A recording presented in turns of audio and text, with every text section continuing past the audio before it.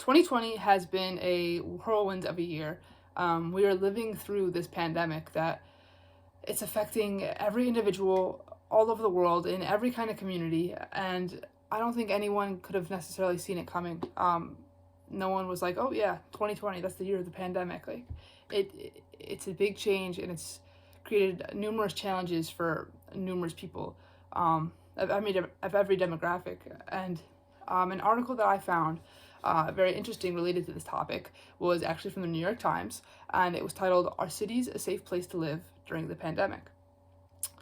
And then I found two other articles related to this issue. One was titled "The 10 Safest Cities in America," and the other was "We Found the 30 Best American Cities to Live After the Pandemic." So this whole issue of whether or not cities are safe places to live, I think really resonates with a lot of people, and it really involves a huge community. Like, what's to say a city's safer than a suburban community or a rural community? And these articles really dive into sort of why some may think cities are safer and why some might don't. Discussing the main article, which was from the New York Times, it mentioned, that cities are seeing large numbers of cases and deaths, and that economists are actually predicting that the city's recovery could take years. It mentions that, of course, the coronavirus is spreading to states all over the U.S., and that there really isn't necessarily a safe place to live in this pandemic. But cities, however, they're highly densely populated, and it mentions in this article that many New Yorkers, because it's focusing specifically on New York City, but that many New Yorkers actually began fleeing to the suburbs, trying to escape, the dense population, and they're trying to avoid catching this virus. And it continues and explains that even though suburban and rural areas offer more isolation from people, they may not have as many resources as cities do. New York City, for example, has tons of hospitals, whereas, I don't know, if you live in some farm town somewhere, really away from society, it could be, the article says, at least 100 miles to a hospital. And that's sort of insane to think about when, the coronavirus can hit like that.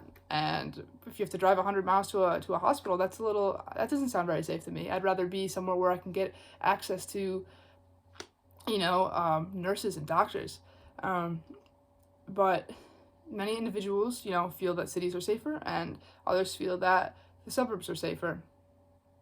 But a problem that I saw with this, and the article doesn't necessarily touch on this in fact problem, but it sort of hints at it, is whether or not you have the means to health and to access to, stumbling on my words, whether or not you have the means to nurses and doctors and things that can help you, stay healthy and be healthy throughout times like this. It solely relies on your income, or your financial status, or your job, or your family, whether or not if you're a college age student, if your parents are wealthy enough to, support you during this time. It all comes back to money.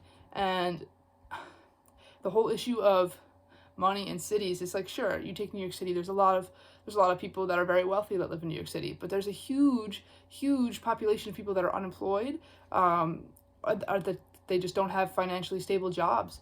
There's a huge homeless population, even in Rochester. It's huge. So how are those people being safe in these cities when they're around so many other individuals in this pandemic, and they can't, there's a hospital there, but do they have insurance? Can they go to the hospital? Probably not if you don't have a job.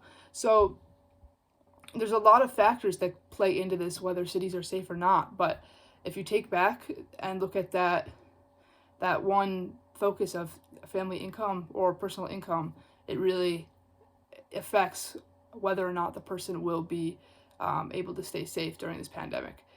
And I want to relate back to our class and urban sociology. There's some main points that I think really affected and brought us to where we are today. And this could be related to a number of things, but we can also specifically relate it to the coronavirus and how people are staying safe during it. You go back and look at suburbanization and racial residential segregation. the government, at one point, they subsidized home ownership in order to give people the ability to buy homes. But over, I think it was 98% of that of the federal loans from the GI Bill, they went to white families. So wealthy white families were able to move out of the cities and into the suburb, and that decreased the investment in cities. So you already have, suburbs, cities, just based off of race because of income and wealth. So that leads to more racial residential segregation. So now you have white families in the suburbs, black poor families in the cities.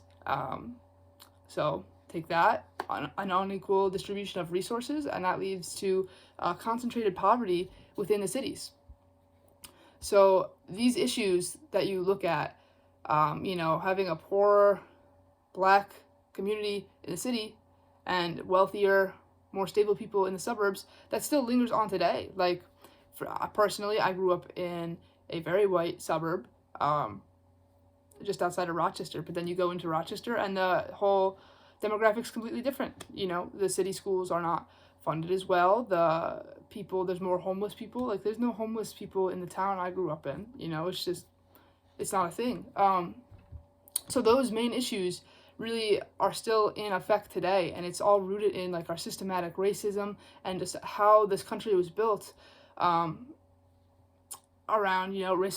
racial segregation. And my point being is, if these issues weren't prevalent, then like maybe cities would be a safer place to live during this pandemic. But you take this giant demographic of people that live in cities that can't sustain themselves, and then insert a pandemic into the equation, and how jobs are closing, people are losing jobs, businesses are being shut down. How are these people, which is most of the population in those areas, supposed to support themselves? And how is that going to help a city become a safer place?